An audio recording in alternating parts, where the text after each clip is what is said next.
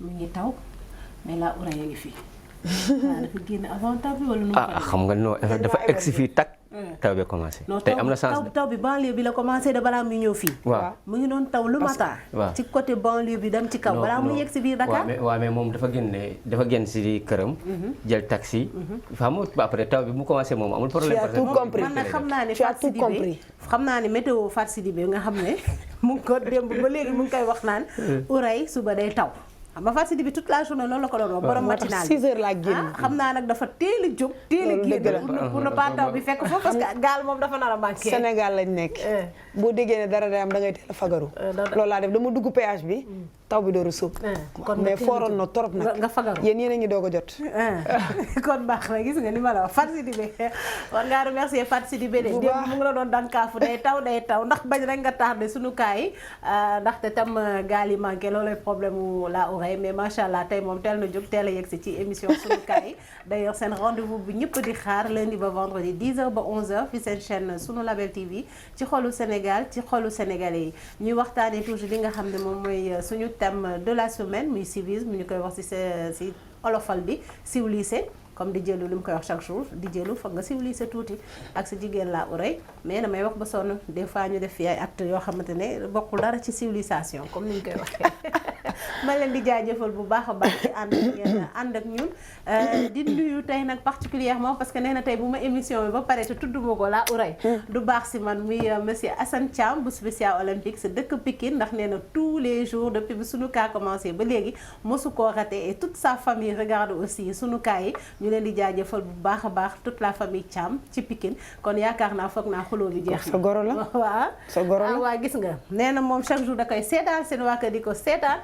di ko béggee nag parce que nañ ay thèmes yu am solo la si waxtaanee di ci nuyuwaale képp koo xamante ne rek yaa ngi suivre sunu Label TV et plus particulièrement sunu kaay yi muy Sénégal muy comme ni ko di jëlu di waxee waa diaspora yëpp ci kaw loolu ma bàyyi di jëlu diaspora yi war nga noir sur noir naka la ko député bi waxee woon ministre près du ministre. non waxuma la boobu de. bala bleu sur bleu ah d'accord moom tey noir sur noir gisuma boobu. milieu noir. noir ñu dem. surtout diaspora bi nga black c'est important parce que ñu ngi lay dal sa kaw chaque fois doo leen may dédicace mais xam naa léegi moom dañoo feex mais parce que waaw dañu kontaan léegi suñu bës tamit xam nga suñu waa diaspora yi da leen di jaajëfal bu baax a baax dañ may parce que dañ may suivre à travers Apple Store ak Play Store application suñu Label TV Label Média looloo tax ma leen di may di leen jaajëfal bu baax a baax di kontaan ci yéen ñuy seetaan suñu émission suñu kaay seen kaay chaque jour li ñu ko faral di def rek ak Fatou Sène la grande présentatrice l'incontournable macha allah moo koy bàyyi rek mu xuus ci thème bi ñu ci waxtaan. di nga rek kay.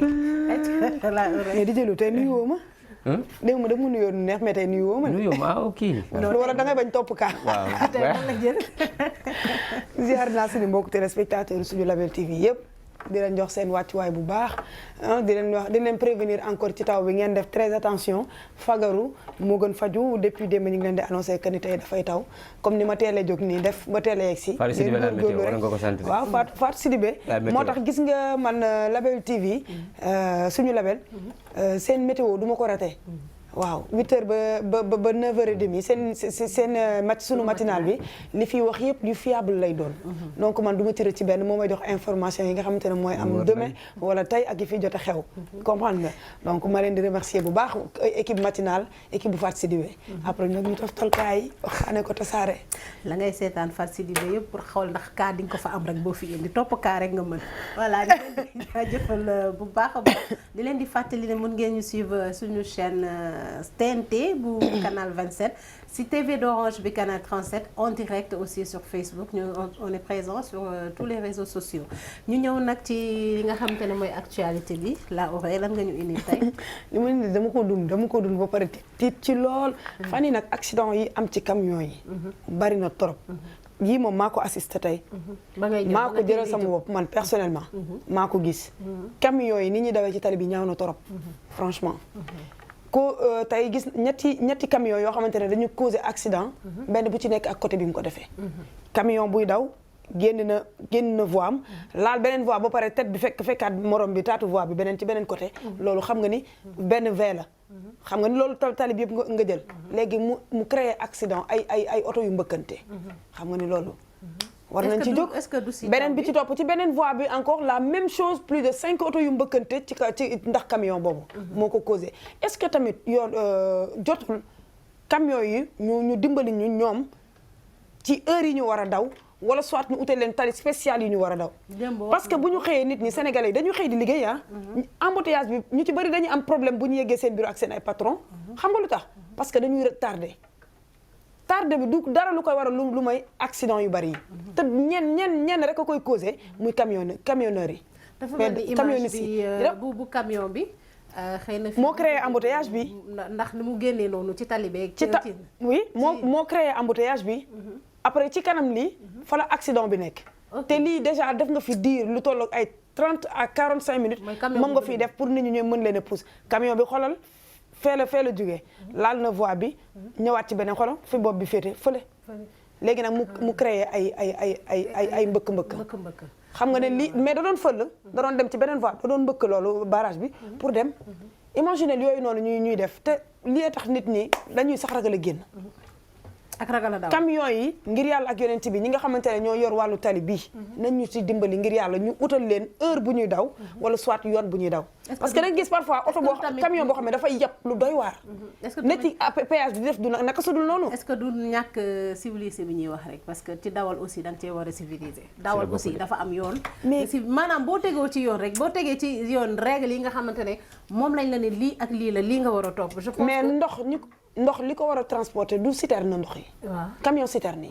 mais pourquoi ñu jël camion yi di leen duy ay ndox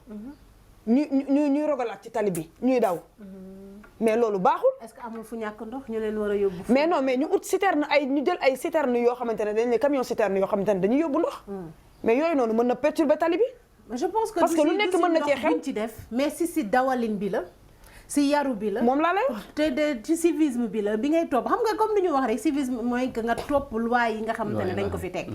te yoon bi aussi boo toppee loi yi nga xamante ne ak règle yi nga xam ne moom la ñu teg muy code de la route ak dawal ak ndànk ak dal je pense que am na yu bëri yoo xamante ne mën nañ ko éviter waaw c'est vrai peut-être parce que comme ni ñu koy wax rek lu waaye neex def ci kaw tali dëgg la mais camion yi ni ñuy def ci tali bi dafa ëpp dafa ñaaw yàlla rek moo tax may wax waaw loolu moom ëpp na yaa ngi dégg li ñuy def ci kaw tali bi ëpp na ñaaw na suñu ci mën a dimbali te yàlla rek tax ñu def ko parce que barki démb la fi benn camion këpp mbëkk ñaari nit faat leen noonu te kenn ku ci nekk boo demee am nga loo doonoon ci sa famille tooy ñooñu seen famille si gindigaale rek la ñu am ci ñoom kenn du leen dimbali te mën na am kenn ku ci nekk am nga branche boo doon lijjanti sa biir kër donc ñu rey leen noonu ci Mali foro léegi nag camion yi est-ce que du jógul tey ñii nañ ñu dimbali ñu wut ci pexe tali nag chauffeur camion yi nag boo leen ko waxee si tali bi dañuy xamal li ñu la wax parce que man keroog démb benn chauffeur camion laa laaj mu ne ñu état waxoon na ko pour fu ñu mën a daw mais ba léegi amul mais am nañu droit daw ci tali bi comme ñëpp parce que dañuy fay impôt comme ñëpp dañuy fay impôt parce que wax na mu ne ma dañuy fay impôt donc bu ñu état lijjantewuñu fu ñu mën a daw dañuy daw ci tali dañuy waaw parce que ki liggéey bureau weer bu dee day fay impôt ñun tamit bu ñuy dawee suñu chaque charge suuf dañ koy fay dañuy fay impôt non seulement suñu tali yi baaxul H24 embouteillage mu ngi am yaa ngi dégg xat na tali bi ba pare nga ñëw boole particulier oto yu ndaw camion car rapide Ndiaga Ndiaye tata mais scooter engin parce que dañu fay impôt ci benn tali pexe bi moom xëy na du ñoom ñoo koy indi mais pexe bi xëy na état bi moo koy voilà moo doon foofu la wax bu ñu amul ay voies réservées comme lu ñu wax démb ils n'ont qu'à donc sàkkal leen benn waxtu boo xamante ne moom la ñuy daw ci bés bi ñu bañ a bokk circulation ak ñi nga xam ne ñooy poids légers yi en tout cas ñiy daw si tali bi aussi comme ni ñu ko waxee rek daw ndànk dal ndànk prudence ak aussi civisme da ciy baax tuuti ñu dañoo mal civilisé ci lépp lu mënti doon gars yi nee nañ ma laal nga thème bu doy waar bu jéggi dayoo parce que Sénégalais yi moom boobu bokk seen langage non mais dafa doy waar actualité nga ñu indiwaatal beneen bi ci topp mooy bitim réew rek xale yi jóge Espagne yi xale yi ñu war a refoulé ñu ñëw fii mu metti nekk ñu en règle c'est vrai nekkuñu en règle nekkul en règle luñ nar a fule wala boog di jël Fatou je suis d'accord épaulé wu ma leen mais xale yi ñoo yee dem waaw je suis d'accord xale yi ñoo yee dem pour la mais Sénégal lu fi am lépp ana lépp ana lépp Fatou di jël waxtu wan ma ana lépp ngi fi lépp new fi comme lan ay yéen d'accord leen ne tegal ma ci table ñi man lépp ngi fi lii mi ngi fi ñooñu dem immigration dañoo fay xaalis de parce que bu ñu nekkoon en règle jaar ci nu mu tuddati ci avion yi roplaan yi avion yow Fatou yow dafa ndànk bala ngay egg si avion yow ñaata Sénégalais ñoo fi apply visa amuñu ko ñàkk seen xaalis ñàkk ci ma ne boo apply de sa visa amoo ko nga toog xaalis ba nga ñàkk ko de doog visa bi lañ ci fay matul lu bëri yow to lan Fatou bëriwul Fatou yow comprendre loo xamoo lu xew dëkk bi ci sama njëlbeen wax dama ni comprendre lu xew ci la ci mën na la ko wax lu leer nañ sama njëlbeen wax dama la ni épaulé wu ma leen waaye ñoo yee parce que réew mi amul dara lu fi am lu xale yi war a liggéeyee ci réew mi fii gisuma ko ana solution yi ñuy dajale clandestinement nga dajale yow ndaw boo munee dajale wala sa famille dajale ba mu mat 2 millions parce que 1 million yóbbatul kenn bitim réew ba mu mat 2 millions ak lu tege boo jëlee 2 millions yooyu nga xool bu baax fi nga bëgg a dem liggéey nga dem liggéey mbay maa ngi fi yeneen ak yeneen a ngi fi est-ce que mbay mi am na dara xam nga Sénégal man la mooy sama problème xam nga lu sama problème gis nga lii xam nga ban wax la may nuru waxu li ñuy bañ fii ci réew mi di fi liggéey moom la ñuy liggéey bitim réew kay bu leen neexee ñu bañ ko fii liggéey ko bitim réew xam nga lu tax payoor yi du benn maanaam prend en charge bi du benn prise en charge bi du benn yaa ngi dégg fii da ngay liggéey ba weer dee liggéey bu méttee métti buñ la fayee weer bu dee sa transport sax du ko mat yaa ngi dégg doo ci dund te da nga am ay waajur am njaboot même bu fekkente ne yow sax amoo kenn yaakaaru la sax am na benn nit boo xamante ne war nga ko mën a dimbali ci sa doole léegi nag yow liñ lay fay ba lu mu mën ci yow bitim réew li ngay bañ fii dem bitim réew di ko fay xam nañu àq ak yelleefu liggéey doomu aadama am nañu matériel mooy béy bi mu wax moom waaw dëgg ma ñëw béyum bu may wax béyum bu may wax xam nga la su may wax danga may bàyyi may ma dagg dëgg bu ma dagg may ma tuuti rek yaa ngi dégg parce que il faut que lii nii dafa yàgg sénégalais yi di ko wax mais parce que loolu lañ gis il faut taxawal bañ fii dem liggéey ko sa dëkk dama ni di nga ko dem liggéey fii duñ la fay benn doo faju day lay fay boole pollution bi liggéey bi da ngay liggéey ba bëgg a dee kenn du la jël en charge waaw non may ma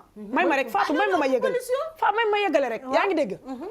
boo feebaree fii doo faju ña ngay liggéeyal duñ la jël en charge pour nga faju yaay faj sa bopp Europe boo fa demee liñ lay fay fii mën nañ ko tripler di la ko fay ci liggéey bi ngay liggéey Sénégal di ko liggéey foofu nga yónnee sa njaboot denc sa compte bancaire pour loolu tabaxee ba pare di ci dund bitim réew payoori di benn bu sa bopp di metti bu la neexee nga bañ a jël taxi xam nga looy def woo ambulance bu ñëw fekk la fi nga tëdd nga ñëw jël la nga dem loolu la réew di jariñ say ndaw réew ak keneen ku wàllu yaa ñëw ci réew mi mën cee gis boppam mais ndaw réew mi gisuñu seen bopp ci réew ba pare ñu bu tere leen a dem épaulé wu ma leen mais ñoo yee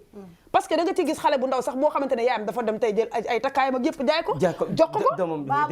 bu demee li muy njëkk a wax sama yaay dafa reyante Fatou bàyyi di mu ñuy rey ay liggéey fi Sénégal yow bàyyi ñuy rey ay liggéey fi Sénégal yow mbéyum bi ngay wax ni ñaata béykat ñoo ne kilo gerte ñaata lay jar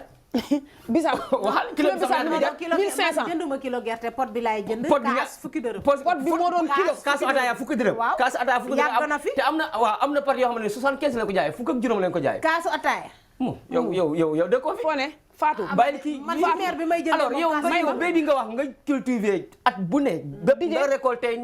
ñu lay jaay ay kilo ay 250 300 ba pare nga bëgg a mais gerte kese jarul mbay mi boo ngeen déggee agriculture du mbayum gerte ak mbayum dugub mais léegi man agriculture dafay yaa léegi yow xaalis boobu noonu bu matul yooyu yëpp nag ci jëtale mu wala mu mën a dajale 2 millions et quelque ne da ngay dem waaliyaan nga dajale hectare kese 2 millions comme yore fi Sénégal on n'a pas d'insuffisamment des matériaux waaye même ma développé foofu noonu mooy liggéey on n'a pas d'insuffisamment des matériaux yow léegi nga bëgg a cultiver ay 2 hectares 3 hectares loo koy liggéey amoo matériaux di jëlu loo koy liggéey même ma développé ci loolu agriculture état bi mën na nekk d'accord ay kii yoo xamante ne dimbali ndaw yi waaw mais d'accord agriculture mën na nekk d'accord suñu suuf si suñu agriculture suñu engrais dafa baax ñun beneen bi ci topp mooy fii boo bayee da ngay bay ba dee doo gis kooko jaay ba pare njaay mi nekk loo xam ne lu doy waar la fee nag tubaab bi dañ lay bayloo par heure lañ lay fay lañ la koy fay par 15 jours lañ lay fay wala par semaine mën nañ lay fay 1000 et quelques euros faut qu'on arrête ça. Sénégal xamuñu ak ak yelleefu doomu aadama jeunes yi li tax ñuy dem ñoom ñoo ko xam. nañ toog fii liggéey. waaw encouragé wuñu kenn dem. encouragé mais képp ku jël responsabilité pour dem. maa leen encouragé demal man duma tere ñun terewuñu kenn dem de terewuñu kenn dem de mais ku jël responsabilité pour dem on t'encourage waaw. D'accord. jom moo lay yóbbu rek. kon baax na en tout cas yéen vous les encouragez moi je leur demande de rester dans leur pays seen dëkk liggéeyal réew mi dara am resté ngeen y a rien mécanicien bu liggéey ba weer dee yoroo ma fukki dërëm nga naan yow grand yoroo fa 100 francs yoroo fa fukki dërëm nga bëgg ñu dëkk ci loolu nga resté grand mooy foofu 100 francs waaye grand yoroo fa 200 ma jënd café waaye mu naan lan ne ma lu ma dépensé ak bari Ila Qatar suñu Label TV fas yéene ànd ak yéen dem ba Qatar ànd ak yéen ak ñetti programme yu bees tàkk yu ngeen dul gis feneen fu dul suñu Label TV te des na suñu Label TV nat leen won li gën a fës ci taarixu coupe du monde bi ngeen nar a gis joueurs yi qualifié équipe yu gën a fës ak itam dëkk ak stade yi nga xamante ne fa la jongante yi di amee te des na suñu Label TV nat leen won li nga xamante ne moo gën a fës ci taarixu coupe du monde te duñ ci wét ndaxte yéen lañ ci fas yéene àndal bu ngeen bëggee jokkoo ñun nag mun ngeen ñu woo ci numéro bii di 78 296 22 22.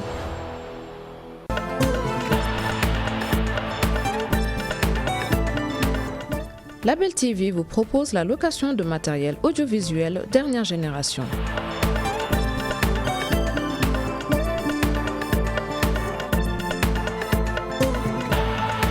Caméra, écran géant, travelling, jeux de lumière. Vous êtes producteur de contenu, annonceur, découvrez notre sélection d'accessoires, d'équipements en passant par la régie, la post-production et la diffusion sur nos chaînes.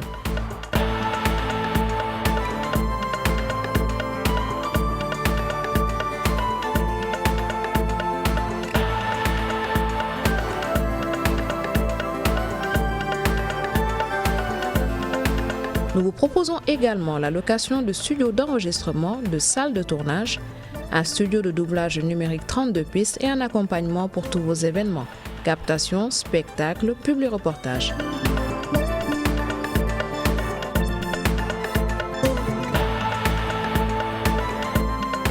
Contactez-nous au 78 296 22 22 ou écrivez-nous à l'adresse commerciale@labeltv.com.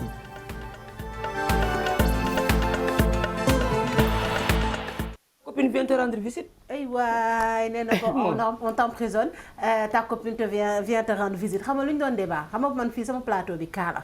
ñoom nee nañ ba léegi rek ci émigration mais xam naa dinañ ko kaa ci beneen. foo ñu kaa ko. ndax yéen non yéen foog. non lii foo ñu kaa ko parce que voilà foog ma indi fii ay jeunes ñu discuter ñu wax ma ndax ñoom vraiment gisuñu seen bopp ci biir Sénégal. waaye Sénégal yow xam nga ne fii gisuñu sa bopp gisuñu fi suñu bopp. arrêté loolu nag waaw de toute façon ñu fàttali. ana mbay mi dal la nit ñi di mbay. yaa ngi nii bisaab sama maam dama jënd bisaab dama daan jënd poto bisaab ñaar fukk léegi kilo bi poto bisaab 1500 fan la réew mi toll. Dinjeer da nga daan dem saam ñu jaay la saam ñaar fukk léegi saam mi ngi jar ay mille mu jar 100 francs xamoo woon lu buy daan jar yaa ngi nii di make-up toog ci plateau waaye yow def sa cheveux bu baax ba muy jar jamono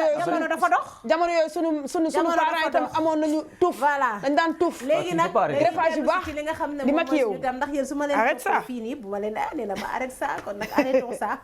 bu ma leen toppee fii dinañ taa loolu ba suñu temps bi jeex nañ dellu si wax ci suñu civisme bi yéen daa mel ni il faut tamit ma tagaat leen ci raayu civisme bi parce que yéen ñu doy waar ngeen yéen ñaar ñii. non ñu ngi woon ci actualité yi rek ñu waxtaanee li nga xamante ne moom mooy civisme tey ñuy jël li nga xamante ne nag mooy wàllu diggante dëkkandoo yi. parce que gars yi nee nañ ma laal ko ndax dëkkandoo yi moom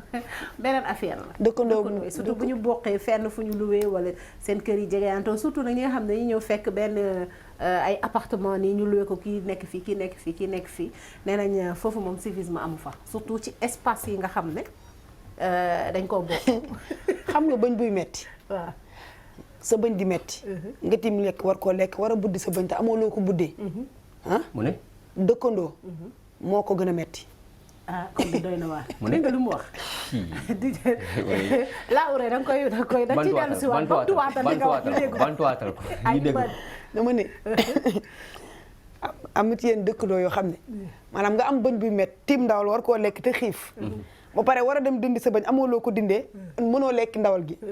dëkkandoo yooyu loolu moo leen gën ñooñ moo gën a metti lii maanaam mettitu bañ bay gën dëkkandoo mettitu bañ boo xam ne yow amoo foo ko jooyee jee amoo foo ko dindi jee dëkkandoo yooyu ñoo leen gën a metti. waaw mais lu tax lu waxat loolu manque de civilisation. imaginer nga dëkk ak foo xamante ne kenn comprendre la boo lekk amoo loo xamante ne moom nga mën a taxawoo te yow sa espace rek moom nga am foofu nga war a mën a dalloo foofu nga war a mën a amee jàmm fa nga war a mën a éduquer sa bopp ak sa njaboot mais amuloo ko nooy mujjee def da ngay toog rek teg lépp ci loxo yàlla bëñ bi tam noonu la def mais lan mooy indi loolu en général manque de civisme manque de respect lan la ñuy jooy en général manque de savoir vivre da ciy am li ci nekk dafa bëri dëkkandoo dafa sensible ba pare dafa graaw nee nañ ma te dafa metti nee nañ ma laal surtout cuisine bu dee da ngeen bokk cuisine bi mën naa la ci jox ay anecdote yu doy waar société Sénégal gi laa juddoo fi laa yoroo fi laa màggee mën naa la ci jox yu doy waar da ngay gis nit koo xamante ne dafa maandu toog jàpp ñàmburam yor njabootam mais da ngay gis ku ñàkk a maandu koo xamante ne àdduna ay rek moo ko ci gënal mu dem ut mindaan bu lakkale koo xamante ne complice am lay doon muy toj kër gi te lu mindaan ba def boo kaasee mu ñëw dal sa kaw mu indi rayante xuloo jàppal bàyyi bés bu set ñu àtte leen ci koñ bi mbaa mu dugg di yàq sa der fu ne ba kenn dootu la nawloo te amaana lam lay waxal sax boo demee ca moom la ne ci dëkkandoo la nekk fan la tuuma ne dëkkandoo yi dañuy tuumalante yu doy waar ba nit ki sax fi mu dëkk daf fay xat far mais ñu ne DJ Lou en général location yi surtout bu dee dañoo bokk cuisine bi mun ñu ne cuisine boobu noonu problème lay doon parce que pour nga setal ko problème lay doon surtout nag boo dëkkee ak koo xamante ne dafa mel ni Modou du raxas du foofu du def dara beneen affaire la bu ñuy utiliser pare na ci léegi yow pour ne pas que nga dëkk ci saleté boobu da ngay obligé yow di defar waaw mais non Modou moom warta mën a def loolu waaw moo tax mën na la lépp si éducation de base la yow boo amee xol bu rafet ak liñ la yaree boo demee ba nga mag da ngay gis loo xam ne benn faatu ñëw tilimal fii man damay ñëw raxas ko bu tilimaatee ma ñëw raxas ko ma tilimaatee ma ñëw raxas maanaam loolu lañ ma éduqué ba mu mag du ma ci son du ma ci taayil comprendre nga léegi ma xool ni moom noonu lañ ko yaree ba mu ci mag yow ci raxas boobu am na ñoo xamante ne dañuy tilimal ngay raxas waaye boo laalalee seen bunt rek ñu ne lan moo tax nga koy raxas sant ñu la ko ba pare nag kër gi day nekk deux parties candidat yow fi nga raxas rek mooy set te amuloo droit raxas buntu këram te moom buntu appartement ak ci cour bi la bokk effectivement non mais soxoroo ba foofu ba mooy raxas sa buntu kër nga may naan lu tax nga raxasu am na appartement waaw mais soxoroo ba foofu ba mu koy setal nga ne lu tax ngay setal fii Fatou imagine da ngay dëkk ci kër yow nga nekk responsable lu kër gi ma loué la yow yaa ngi dégg nga ñëw di def naka sa du noonu ci biir kër gi lu la neex ngay demee ci toilette bi sangukaay bi noonu waañ bi tamit lu la saf ngay def léegi nag cour bi man maa moom kër gi maa la loué samay mbokk dañ fiy ñëw ma war a raxas sama cour sama njaboot di raxas cour gi yow nga ne nañu arrêté fii buñ fi raxasati ba pare boo xëyee bàyyi ko noonu mu kada daal te maay responsable waaw te man ma rek responsable kër gi amuloo ci droit léegi dañ lay jaay doole na lu du am mbaa ñu ruuma la laak sa borom kër wala soit say dëkk waa koñ bi mais tey naka la maanaam nit ñoo xamante ne dañoo bokk espace de vie fi ngeen nekk bokk fa di fa yeewoo doonte ne ku ne sa appartement nga ne li nga xamante ne da ngeen ko bokk naka ngeen ko war a téye ba ñu ne ñi dëkk fii kat dañoo civilisé muy ci wàllum cuisine bi muy ci wàllum toilette bi muy ci wàllum set geek mooy solidarité rek waaw yow man xam nga parfois dañuy aay kii voilà mais léegi ci toilette yi waaw ku ci paree ku ci mujjee mais nga defar léegi nga defar ba mu baax day jël temps raxas jël eau de javel day jël temps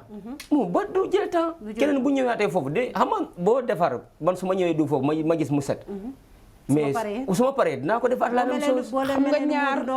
ñaar ñu yem jikko ñoo mën a nekk ñaar ñu yem jikko ñoo mën a ànd mais ñaar ñu yemul jikko mënuñoo dëkk boobu dëkkandoo dafay metti affaire bi loolu rek la bu fekkente ne da nga dëkk koo xamante yéen ñaar yéen a yem di nga mañegee noonu la mañeg du sax xaar yow nga raxas wala yow moom doo xaar sax mu raxas mën naa ne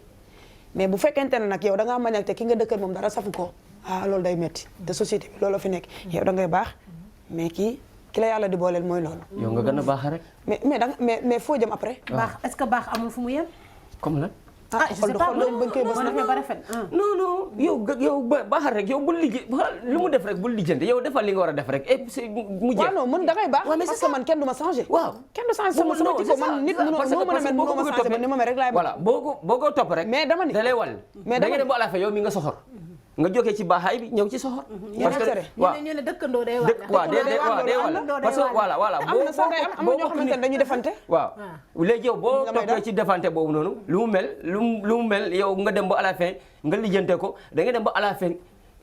mu wàlli la yow da ngay jógee ci baaxaay bi ñëw ci waaw damay bàyyi man tamit damay bàyyi su ko defee foofu tilim Sénégal nag fii ku ñëw dugg foofu seen gan yéen ñëppay amay gan malheureusement boo demee feneen nga trouver la même chose aussi nga continuer loolu da ngay dem ba à la fin nga bon Fatou malheureusement Sénégal fii looloo fi am li nga wax ni looloo fi am malheureusement waaw dem ba ne xaaral ñu bàyyi noonu nañ bàyyi noonu mais bàyyi noonu sama yoon nekk c'est pas sama yoon nekk ci ngay demee mais du solution bi. c'est pas la solution c'est vrai ku nekk xam na ni mais ku nekk bëgg nga boo dëkkee ci kër sa environnement mën a set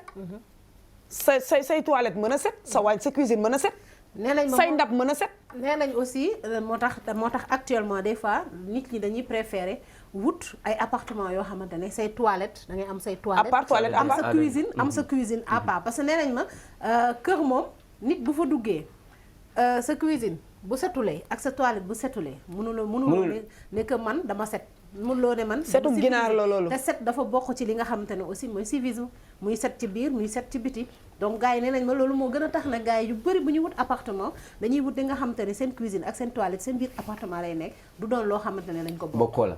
jamono bi nag boo ko deful doo ci génn nee nañ bokkoo bi moom beneen affaire la nee nañ ma beneen foofu ngay xamee ne sénégalais civilisé wul lu mu bokk ak nit yoonam newu ci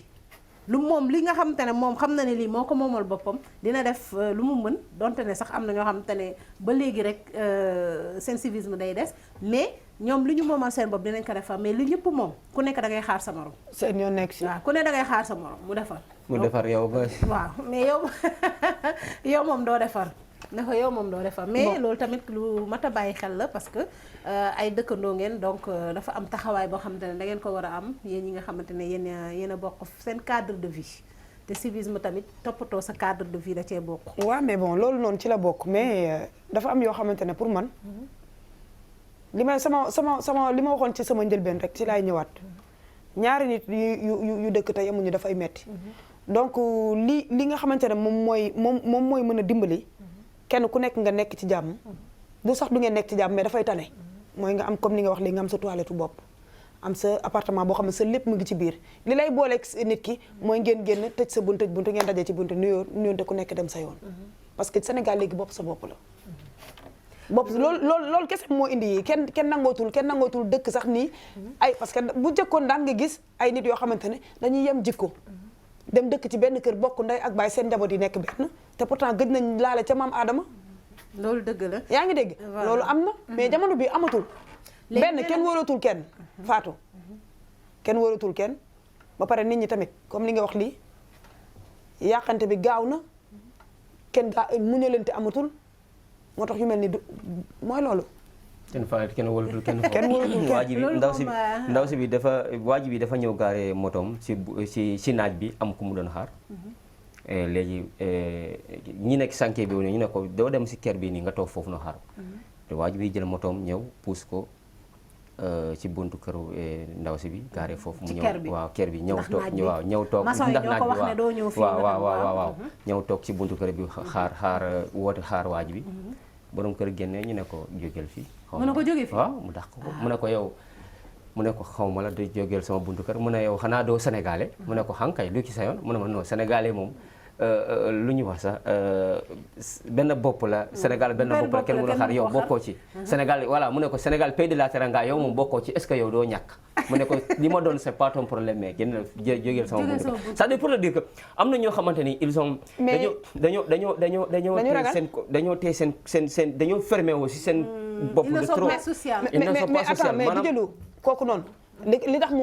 waral loolu Sénégal léegi ni kenn wóolatul kenn waaw fa laay waxee nag fa laay waxee fi nga wax ni kenn wóolatul kenn fa laay waxee maanaam am na ñoo xamante ni dañoo tëju si seen maanaam lijjantewuñu kenn ñoom ñu ngi seen côté mais aussi des fois di jëlu xëy na xamuñ mënuñu partager en fait mënuñu partager en fait acte boobu mu def mën man ñaaw nañu naa du civisme waaw, vraiment man moom parce que même bu ñaawoon fekkee naa bu trop. bëgg mu génn mu pousse buntu këram sax am na nooy waxee ak nit ki ba mu pousse xam nga te du ci gis boppam loolu tamit dafay am mais li ko indi comme lu mu wax rek kenn wóolatul kenn peut-être moom buñ ko jugé parce que peut-être dund na loo xamante ne voilà c'est ça, mu mel noonu est-ce que musul dund est-ce que musul voilà dund ci lu mel ni noonu moo tax il préfère voilà voilà la jógal sama buntu kër voilà mais daal mu def ko rek ak civisme ak dal ak noo xamante ne doo frustré la nit da nga koy wóolu yaram ak yar ci yar ak teggin la ko waxee parce que dafa génn mu fekk waaj bi mu ngi toog mais am na sénégalais dafa bañ jógel fii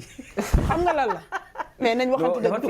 tubaabee nag dafa ñëw wax ak moom sérieusement xam nga non la manière donc mu waxee ak waaj bi xam na ni kii fu may toog nii baaxul xaaral ma génn après si la waaj bi tamit après moo la day gis boppam mu ne ko yow Sénégal yow xanaa yow doo sénégalais parce que yow sénégalais pays de la Teranga bu ñuy wax ni yow bokkoo ci xam nga mu ne ko loolu c'est pas ton problème du ci mën a bokk xam nga lu tax réew mi toll foofu léegi boo gisee sax maanaam ku taxaw rek jàkkaarloog sa kër sa fit day dem ma sant balaa ku toog sa buntu kër réew mee ko laaj man daje naag benn femme boo xamante ne ñoo bokk fi ñu duggee oto moom dafa yor oto mais jour boobu dafa ñëw ba dugg ci taxi bokk yi xam nga lu mu wax nee na moom oto la yor mais ñemewul yóbbaale nit waaw ma ne ko ñii di romb ñëpp mën nañu yóbbaale parce que Dakar lañ jëm mu ne man moom ñemewu ma ko wax dëgg ñaaxaa sama oto laa gaare mi ngi ci mécanicien bi mais ñemewu ma ko lu tax mu ne ma dëkk bee ko laaj du question dama soxor maa gën a social sur terre mais nit ñi parfois da nga yóbbaale nit mu indi la musiba amoon na parfois da nga jël nit dugal sa biir kër mu xiif wala soit nga dama bëgg tuur ndox nga dugg mu roñ sa matériel yóbbu ko mbaa mu pompe la def jël li mu soxla ci yow dem yoonam ñaata yoon moo fi am loolu moo fi am da nga yërëm nit ba far loolu dëgg la waa déet nag xëy na aussi mooy indi nit ñi di am man de am na man de maa ngi toog suñu buntu kër maa ngi toog loolu bu jëkkoon amoon na mais moment bi amatul am benn waay romb mu ñëw mu ne ma sawa na ko mu nuy ma fay ko mu ne ma man de dama saf tuur ndox bëgg a tuur ndox ma gunge woon ko toilette ma taxaw xaar ko dew ma de doom koy xaar dew ma de Fatou dew ma de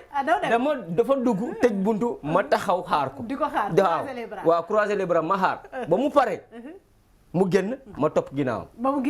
mu génnandoo ñoo duggandoo ñoo génnandoo bàyyi ma ko fa de waaw loolu tamit ci la mais gars yi ne nañu aussi ñu laal li nga xamante ne mooy toujours ci dëkkandoo yi puisque ci thème boobu lañ ne ci côté civisme bi nee nañ bruit bi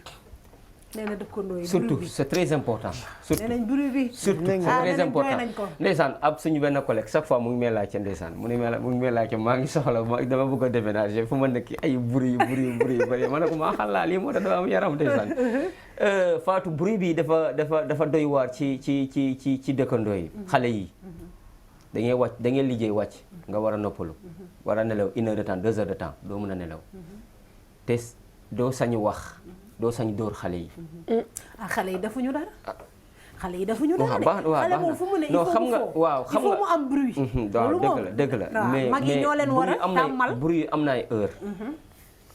bruit am na ay heure waaw am na ay heure mënoo wàcc liggéey sonn nara nelaw 1 heure de temps 2 heures de temps pour nga feexalu yeewu sangu mënoo nelaw xale yi parang bruit te ñoom seen waajur ñu koy dégg bu baax a baax kii nu muy def ni du yoon c'est-à-dire nit ñi fii Sénégal am na ñoo xam ne guddi la ñuy liggéey am ñoo xam ne bëccëg la ñuy liggéey yaa ngi dégg sa dëkkandoo ak Sénégalais ni mu dañee kumpa bu dëkkandoom di liggéey guddi di noppalu bëccëg xam na ni kii guddi lay liggéey bëccëg lay noppal ndax nañ waxante dëgg dañ kumpa nañ koy lijjanti ñun yaa ngi dégg comme xam nga loolu nag sa njaboot war nga leen mën a cadrer yaa ngi dégg war nga leen mën a cadrer wàññi leen bruit bi wàññi bruit bi te bañ aussi tamit yow bëgg a noppalu bu mu la jaral nga jël sa doom mu dem ci biti di perturber nit ñi yow nga tëdd di noppalu musiba bu ne mën na la cay fekk ba pare mën nga lor sa dëkkandoo te ak dëkkandoo dafa sew comprendre nga donc am na yoo xamante ne ñun sénégalais war nañ cee mën a bàyyi xel doom dafa am heure bu muy foo am heure bu muy jàng heure sieste dafa am heure noppalu dafa am yaa ngi dégg ki liggéey guddi yow ngay liggéey bëccëg bu bëccëg jotee day dem liggéey moom day dem liggéey bàyyi la yow nga noppalu ci bëccëg gi kon moom bu ñëwee guddi gi war nga ko mën a bàyyi mu noppalu de même que ñii nga xamante ne dañuy fanaane ñëw di noppalu ko bëccëg gi yaa ngi dégg donc am na yoo xamante ne pour man ñun war nañ ko mën a moytu nit ñu dañuy kumpa bay lijjanti problème vie wu nit war nañoo lijjanti nu ñu mayee nit jàmm ba mu mën di noppalu di dallu parce que dafa am solo parfois nga yokk sa son bu nit mën nga am xew sax nga dugg ci koñ bi nga wax jéggal leen ma tey dama am bés nangam ak nangam yooyu dafa bokk bu ko defee doo déranger kenn doo bett kenn ñëpp préparé ko sax ñëpp sax wuy si la Sénégal fii waaw mais da ngay xëy yow tànqal nit ñi ci biti ba pare bàyyi fi démb comme déchets yi ñu doon wax bàyyi fi déchets yi sama copain bi dafa war a def anniversaire Europe de dafa war a def anniversaire xaritam war a ñëw dafa war a play musique et cetera dafa war a jouer musique dëkkandoom mu dem mu fëgg ko mu ne ko man de damaa am anniversaire sama xarit dafa ñu war a ñëw fii te dañu war a musique dëkkandoom ne ko combien de temps mu ne ko juste dans 3 heures de temps mu ne ko amul problème 3 heures de temps bu weesoo loolu dama lay tëj mu ne ko amul problème da koy yóbbu police. da koy yóbbu police kay. Fa mais loolu dëgg kii bi bu ma anniversaire bu mu commencé dëkkandoom dafa wàcc mu génn. Fatou. mu génn dem maanaam mu dem doxali quoi mu dem doxali ay soxalam. d'ici 3 heures de temps. 3 heures de temps juste dafa ñëw rek mu fekk affaire bi fii boo ko defee fii nii. dañu lay bombardé ay musique te doo ci duñu la tàggoo te doo ci. yàlla boo ne bruit bi ñu yokk ko. dañu naan dimbali ñu comme ni ko yokkal bu ñu kenn rey. loolu xam naa dañuy def benn parenthèse bu ndaw rek mooy chauffeur yi surtout car yi mag yi bés bu ñu taalee musique nga ne leen musique bi daf may déranger dañ koy gën a yokk ñoom dañuy defate wala ñuy daw rek nga ne chauffeur dawal ndànk dañuy gën a vitesse man a xaw ma loolu si chauffeur car gis nga loolu yëpp si manque civisme bi la bokk. gis nga tubaab yi ak ñoo respect lundi ba vendredi doo dégg à partir de dimanche soir ba jeudi soir doo dégg bruit vendredi ku ne xam ne ci week-end la ñuy dem vendredi soir defar la neex samedi soir defar la neex mais yeneen jour de semaine yi dafa am heure booy sonné mës naa ci am problème ak benn dëkkandoo dafa am heure booy sonné bu 20 heures xasee jot wala 21 heures dootoo sonné da ngay woo téléphone kii nga dem mu ubbil la te boo ñëwee ndànk ngay dox ba yegg kenn du déranger kenn sonnerie boo sonné li sa biir kër mën na aw ba ci biir kër jàmbur. c'est vrai loolu si bruit bi kon ñu bàyyi ci xel bu baax a baax gars yi nee nañ vraiment dëkkandoo yi loolu moo ci indi problème daal parce que nee nañ au moins ñoom comprendre nañ ne xale fu mu nekk il faut muy daw dugg génn tant que nelawul xale boo mel noonu xale du toog benn place parce que mag yi dañu naan xale bu toogee benn place yow mi mag nga jóg est-ce que mais nee nañ il faut que ñun ñu arriver à ce que ñuy jàngal xale yi ne dafa am heure boo xamante ne mais dafa amoon loolu am heure boo xamante ne da ngay ne tekk wala booy bruit bi waroo ko def ba mu déranger sa dëkkandoo ay jamono sax moom mag ñi sax nee nañ raxas bool yi da ngay gis kuy raxas bu raxasee kanjang fu ne ngay déggee bruit bool yi alors que nit ki mën nga raxas say bool ndànk loolu moom yaroo sa sago la voilà te doo déranger kenn mais nee nañ même bruit bool yi bruit cin yi nee nañ beneen affaire léeg-léeg ngay nelaw ba benn cin karang nga tëb ci say nelaw c'est-à-dire on est habitué à ça au bruit non on est bokkul ci civilisation non mais loolu amu fi woon Dijelu on ne peut pas il faut ñu jéem ko waaw mais dafa may ma expliquer Fatou may ma expliquer africain maanaam nit ku ñuul boo ko ne bàyyi lii si lay gën a sawar di ko def mais man li ma ci jaaxal mooy mais c'est ça yii ni mu bare nii jamono ji dëkkandoo yi manque savoir vivre savoir être bi affaire yooyu noonu environnement yii ni fi am ni bëri nii amu fi woon bu njëkk ñun nekk nañu ay xale dañu amoon heure sieste dañu amoon heure boo xam ne bu ñu yeewoo dañuy toog di seetaan télé ñun en famille dañu am heure boo xamante ne ñun xale yi am nañu droit foo buñ ko weesu nañ ko yaa ngi dégg mais loolu noonu lan man problème bi mooy lan la ñu xoole ba loolu jeex ba loolu dañ fi man nag jaaxal na ma Sénégal ñun lan moo tax li fi nekkoon ñun ñu jékki-jékki rek mu raar nii comprendre expliqué ko tiit naa ne ma xam dara tellement di lu tax nga taamu ci génération 2000 yow même pas génération 2000 bi tamit civilisé wuñu nga naan génération 2000 même yenn génération yi ci jiitu 2000 yi muy 90 80 bépp mu tuddoon dem kii lu mu wax ni amatul de booba la yooyu suñu mag yi la suñu pap yi jëm ci kaw non yow Fatou dund nga loolu nga naan fi lan na dund la yow kii lu muy wax dund nga yow am nga heure sieste am nga heure noppalu am nga heure leçon nekkee xale ñun tegoon nañu génération 2000 la yow génération 2000 yow génération 2000 waaw génération 2000 la lu xew ak furéew mi toll ak furéew mi mënti toll tamit génération 2000 yow génération 2000 waaw yow sa kon sa doom ñaari génération dama am doom waxati yaa ma may ay doom di jël waxati si 12 ans nga am bàyyi bruit ba nii ba heure bii waxati ba bi may yeew ma ñëw ci urée bu muy wax nii li muy wax nii jamono boobu noonu am na heure sieste am na heure li ngay jàng leçon am na heure foo am na heure sax seetaan télé. dëgg la. léegi ñun 5 heures takkusaan lañ la daan yee boo jàngiwul nga seetee dessin animé ngay seetaan bu fekkente ne guddi gi la am na heure bu ñu daan reer. am na heure boo xamante ne ñëpp daan daje ñu seetaan dramatique Sénégal RTS. yaa ngi dégg mardi wala yeneen film yi yoo xamante ne sax ni mu yii nii ni mu demee nii sax demeewu ko woon ñëpp a daan toogandoo seetaanandoo yaa ngi dégg te kenn du déranger kenn te xale yi da ngay jékki-jékki sax nga jékki-jékki nelaw ci sa loxo yaay wala sa loxo maam ñu jël la jagat-jagat di yóbbu xale daawul def bruit bu bari xale yi dañu daan am heure yu ñu daan génn ak heure yu ñu daan génn bëreewul rek comme ni ñu bëree léegi waaye yow jamono bëri nañu muy bëgg a dee ñun ñëpp ay xale la ñu woon dañ daan nekk benn 1000 personnes mais yow xale yaa ngi nii ci appartement la ñuy yaru mais xale yi ci appartement la ñuy yaru xale yi kenn dérangé wu leen ay benn xale ñaari xale ñooy bokkul benn appartement ci seen ak seen famille ñun dañ daan nekk kër en famille mais yow foofu dafa daan am cousin ak cousine mais da daan am espace léegi c'est un cadre réduit donc xale bi moindre bruit da nga koy dégg. Fatou dama lay wax dama lay wax xam nga fu famille ne fa la bruit war a ëppee man loolu laa lay wax man loo mën a maîtriser loolu te mënoo maîtriser bi waaw kër famille yoo xamante ni ay kër cousin xoolal di ngay compter ay sa kër maam kër cousin cousine doomu ndey doomu baay ñëpp doomu maam ñëpp dañuy nekk loo ci benn kër ñu magante mais xam nañ kenn ku ci nekk na nga war a doxe kenn ku ci nekk ku la nee toogal ku leen ko doon jàngal suñu maam yeeg suñu yaay yaa ngi dégg surtout appartement yoo xamante yaa ngi ñetti doomu nga am ñaari doomu nga am mënoo maîtriser yooyu mais attends y a un problème gars yi daal nee nañ bruit bi ci dëkkandoo yi moom vraiment war nañ ci wut solution na parents yi gën a ñaaxaat seen njaboot gën leen a jàngal li nga xamante ni mooy heure foo heure seetaan télé heure tëdd nelaw ak vraiment bañ aussi di def loo xamante ne da ngay gàllankoor ki nga xamante ne moo nekk sa wet parce que nee nañ des fois aussi da ngay gis ku feebar tëdd ci biir këram mais boo moytuwul feebar bi dina gën a yokk ndax bruit wu xale yeeg mag yi mais dëgg la du ñu joxoñ baaraamu tuuma xale yi kese mais parce que mag yi aussi ci lañ loolu bokkul ci civisme boo nekkee ci biir mbooloo maanaam vie en communauté boobu noonu ñuy wax da nga war a toujours di bàyyi xel benn di jéelu bi nekk sama wet wala benn la oreille bi nekk sama wet li gën a mën a yëngal tension mag bruit boobu ci la bokk ay kubéeru cën yi war sama maam danaa wax naan ay yow sama pati bi muy apart bu moom noonu laa ko daan tooñe moom bu kubéeru cin waddee rek fitam day dem day tëf te mag bu war a noppalu nga tiital ko ci ay nelaw ndax bruit loolu ça fait quelque chose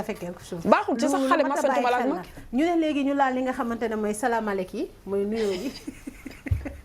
ay lii de civisme bi man nañ may bind rek may rassembler parce que nee nañ ma salaamaaleykum yi nee nañ est-ce que nag day ko ki ma ko laaj daf ma ne dama bëgg nga laajal ma puisque nee nga yow yaay kaa yow ak sa chroniqueur ngeen wax ma na romb nit ki ci koñ bi te nuyuwoo ko ndax loolu dafa bokk ci ñàkk civilisé parce que nit ki tamit peut-être bu ngeen amul ay affinité du ngeen nuyoonte nit boo amul ak moom affinité ak di jëlu nga ne kay waaw da nga war a nuyoo koo romb ci koñ bi ne ko salaamaaleykum nuyoo non boo rombee nit caabi teranga la obligatoire obligatoire ci l'islam caabi teranga la c'est obligatoire nga nuyu nit ki waaw nuyu nit nga romb xam naa ne ñoo bokk koñ mais xaw ma nga romb même boo ko xamul sax nuyu moom dégguma nuyu c'est obligatoire ci nit boo rombee nit nuyu ko c'est obligatoire ci islam laa la wax nii de c'est obligatoire su la nuyu ko léegi le problème nekk bu la fayul loolu moom sax da koy sa mais yow defal sa waraf nuyu ko waaw da nga ànd ci loolu asalaamualeykum jeex na waaleykum salaam nga romb nga dem sa yoon c'est obligatoire loolu lañu sant loolu lañu éduqué loolu lañu yaa ngi dégg mais dafa amatul nag c'est dans la maa ngi ñëw may ma dafa amatul maanaam nuyu la nuyu bu correct sax amatul sans lu mu wax jaay fay nakam lan la maanaam saafonte bu maanaam nuyu normal bi loolu moo amul loolu salaamaaleykum papa maa ngi lay ziar ci loo nekk mbaa yaa ngi ci jàmm loolu ay salaamaaleykum sénégalais mais li ko tardé loolu mooy salaamaaleykum non mais loolu aussi da lay tardé non loolu xanaa yéene woo nit ci jàmm ni boo ko yéene jàmm loolu yéenente jàmm la loolu xoolal loolu on a été éduqué dans ça loolu dañu ko jàngal si yaram suñu éducation la bokk si yaram lañu mënuñu ko bàyyi mais da lay mais loolu ñu jàngee tamit suñu doom yi bu ñu màgg c'est léegi dafa bokk ci société des fois nga yàkkamti dafa bokk ci société boo yàkkamte ne salaamaaleykum nga doom sa romb yàqu la dara c'est-à-dire même seconde sa ciw ko c'est-à-dire il faut qu'on adopte aussi si civilisé la bokk non mais c'est ça mais léegi boo rombee nit ki nuyu woo ko nag yaay da nga gis xale bu ndaw xale bu mais yow li gën a garaaw waaw xamuloo ko waaw manque de civilisé nga bokk li ci gën a garaaw mooy dama gis benn xale bu góor boo xam ne day ñëw fekk kilifa bu toog yee père naka mu yaa ngi cool. dóor ko naka bagage yi yow lu sa kilifa noo koy nuyoo noonu. non loolu l'éducation loolu éducation. sinon père naka mun naka bagage yi. éducation ils n'ont pas. père yaa ngi cool. loolu di ko nuyoo mag. ces gens là n'ont pas bien. yaa ngi dégg salaamaaleykum waaw naka mu. mooy baax. père kilifa lan mooy baax. père sa morom non mais du nuyoo. salaamaaleykum. Fatou mbaa yaa ngi ci jàmm naka itee saa fonte. sa morom baay dafa am ni nga koy nuyoo. bokk na ci civisme mu ngi ci civisme respect la bokk ci respect la bokk. on a été éduqué par ça oui. dafa am noo ko war a nuyoo dafa am noo ko war a nuyoo sa morom yaay dafa am noo ko war a nuyoo bokkul ak li ngi nuyoo sa morom góor ba fils naka la yaa ngi cool lépp moo ji bokkul kilifa boo koy nuyoo salaamaaleykum papa yaa ngi si jàmm. nga saafante ak moom ça fait partie du civisme ça fait partie de l'éducation. dëkkandoo bi nga xamante ne xamante ne sax boo ko nuyul manque de civisme soo mënee ne ko salaamaaleykum nit boo ko rombee nuyoo ko manque de civisme nit boo ko rombee nuyoo ko manque de respect la. ça fait partie de l'éducation yéene ko jàmm la sax parce que nuyoo yéenente jàmm la. yéenente jàmm la da ko yéene jàmm delloo la manque de respect la. mais salaamaaleykum. waaw salaamaaleykum. yàqul dara. yàqul dara ci nit. juste yàqul dara même pas seconde salaamaaleykum nga romb sa yoon léegi bu ñu la faalee yow la concerné mais yow def nga sa wareef. yàlla bind na sa tiyaaba. c'est forcément. moi je connais benn famille boo xamante ne ils sont très gentils nag famille bi ils sont très gentils boo leen xamee danga naan noo ñii xaw ma woon ne nii lañ mel mais seen koñ dañ leen bàkkee réservé d'abord parce que duñ dugg kër kenn xanaa benn ñaari kër ñetti kër mais day fekk mu am xew ñu dem foofu bu ñu mënta dem mais bu dul loolu ils sont réservés donc dañ naan pas bi aussi à part dem juma dem julli ji ñëwaat xam nga amul affaire ak kenn donc dañ leen catégoriser daal ne leen ñii sont pas sociables dañoo lii dañuy jaay tubaab affaire yooyu noonu am na ci nag kenn koo xamante ne na moom du nuyoo moom franchement bu la xamulee du la nuyu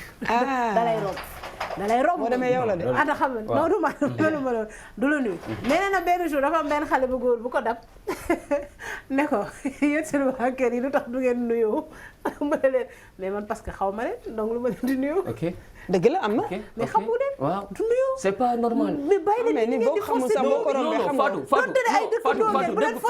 Fatou li may wax j'ai pas inventé man logique laa la wax logique que ça vous plaise ou déplaise c'est logique c'est ça qui forcé non nuyoo fu mu forcé déggoo ma ana la liberté de la personne nuyoo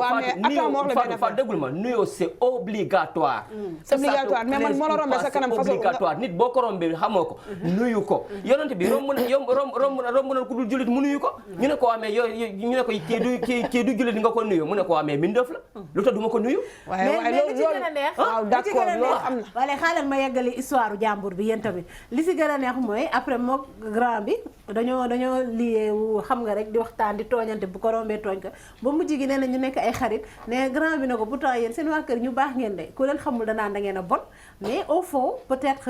nit ñi ñoo leen xamul am na xam nga mais ñoom c'est du genre bu ñu rombee nuyu dijéelu dañuy nuyu dijéelu parce que xam nañ ko bu ñu rombee la oreille xamuñu ko dañ koy romb Fatou nag kaay moom la benn affaire ñoo bokk koñ ñoo bokk lépp mais man wax dëgg neex yàlla si tu me dis jox ma du ma la jox sama loxo là je suis d'accord ku ma xamul du ma ko jox sama loxo là je suis d'accord mais nuyoo mënu nga nuyoo nit sans nga jox ko loxo sax bàyyi leen sa mais c'est très important maa dàq nuyu nit mais kaay ma wax la benn affaire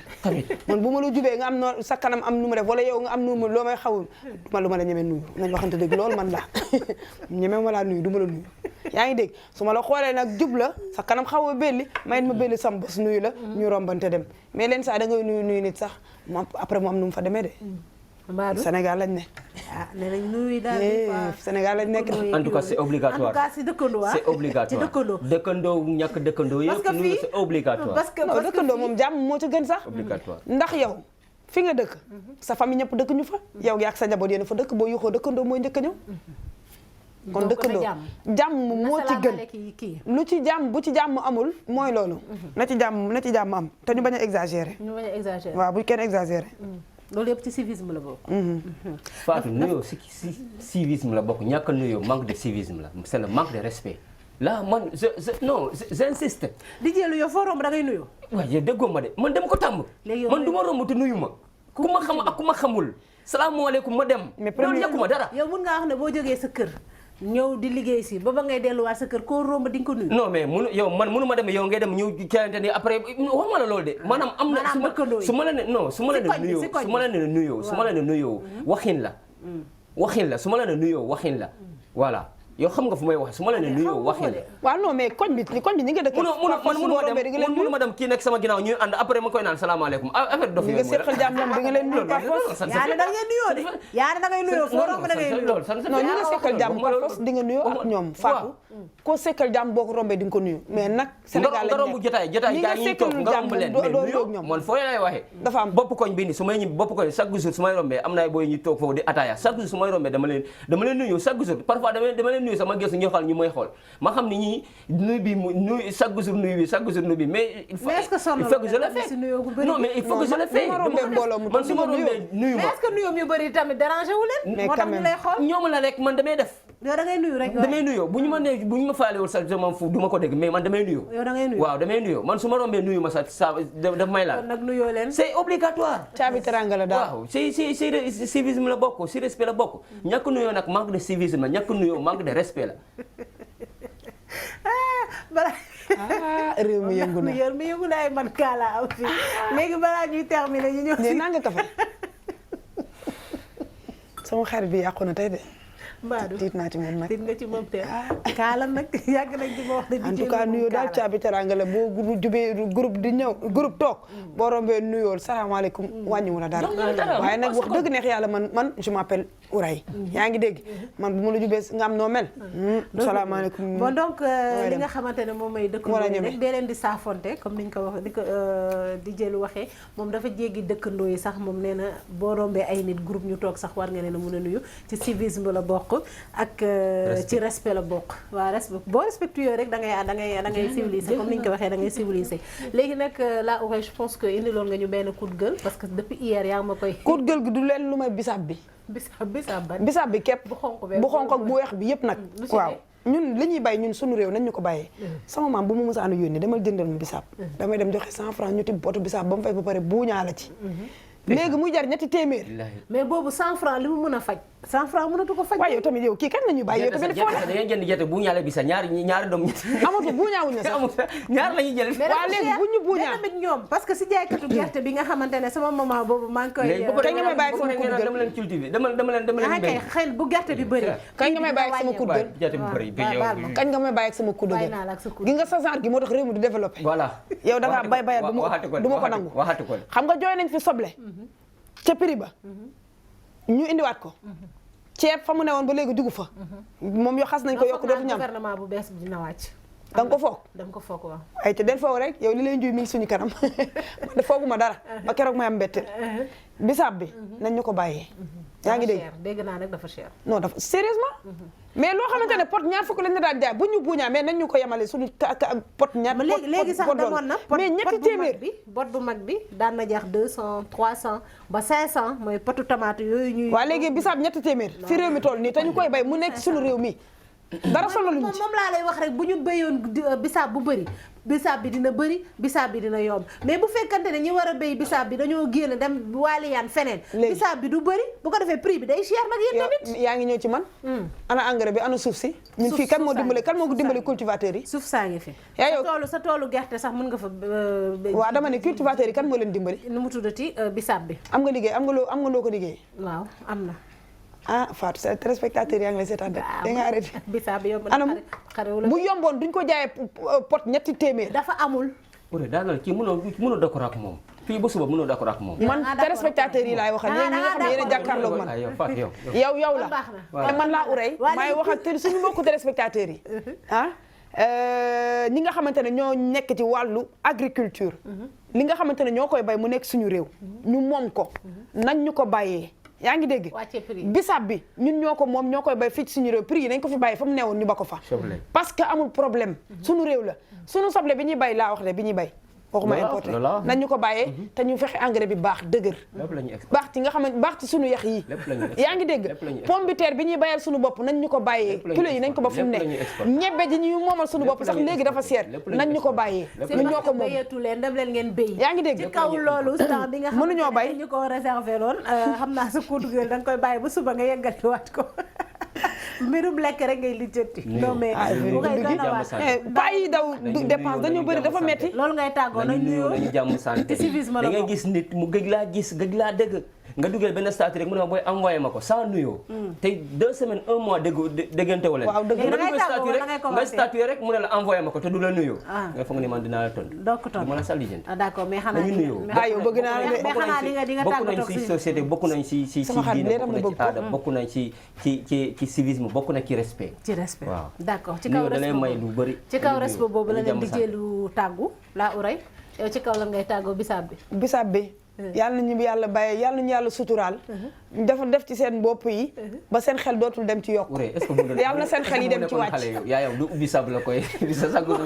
si jaaxal dafay dem muy si bisaab bi dama sonn man sax duma ko naan parce que dafay wàcc sama tension mais dama ciy ñam mais am na ñu bëri dañ koy jooy ñi koy jooy ñoo tax ma toog fi man sénégalais yi ma fi teg ñu leen di fàttali ñi koy jooy ñoo am problème seen émission sunu kaay yi 9h 10h ba 11h tous les jours lundi ba vendredi muy seen rendez-vous incontournable de la journée fii lay xewee ci sunu Label TV ci xolu Sénégal ci xolu sénégalais yi ñu leen di fàttali ñu ngi ci canal 27 bu TNT canal 37 bu TV d'Orange nous sommes tous les jours en direct sur Facebook ci kanam tuuti ngeen taaxirlu seen émission sunu buzz ak La Oreille 1h30 boo xamante ne yëpp fecc lay doon puisque sénégalais yi moom nee nañ nay xumb rek te dagan moo ngi noonu ci kaw loolu nag mu leen di am na waxtaan de da ngeen di waxtaan day amaale échange ak lépp xumbaay rek ak mbumbaay ngeen gëm donc ci kaw loolu ma leen di nuyu bu baax a baax di leen di sant aussi ci ànd bi ngeen ànd ak ñun di leen di jox dig daje suba même heure 10h ba 11h ñu nar a ndar kepp li nga xamante ne moom mooy suñu thème de la semaine muy civisme en tout cas gars yi nee nañ war nañ ci wax lu bëree bëri ndax indiwaat Sénégalais yi ndax ñu mën a changer seen comportement xam ne civisme aussi dafa bokk ci dund nit te mu am ci occupé ci nag benn place bu important parce que nit ki bu civilisé rek li ci des yëpp day daal di ñëw mottali ko comme ni ko DJ Lou di waxee base bi tamit du doon éducation xam naa semaine prochaine dinañ laaj éducation puisque école mi ngi waaj a ubbi ñuy fàttali xale yi nag foo bi jeex na nañ concentré wu xam ne dañ voilà pomi jeex na ci kaw loolu sunu kaay yi tamit jeex na ba suba incha allah bisaab bi nuyoo bi